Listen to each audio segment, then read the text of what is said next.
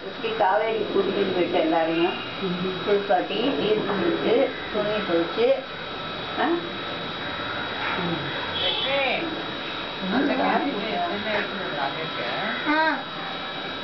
எல்லாரையும் மலைக்கோட்டைக்கு எல்லாம் கூட்டின்னு போய் பஸ்ல கூட்டின்னு போய் பஸ்ஸை ஏற்றி விட்டு இடம் பைத்தியம் வந்தாக்கா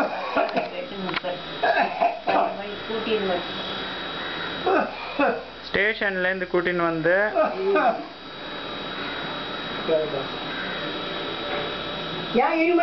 எல்லாருக்கும் சோன் பப்படி எல்லாம் வாங்கி கொடுத்து சோன்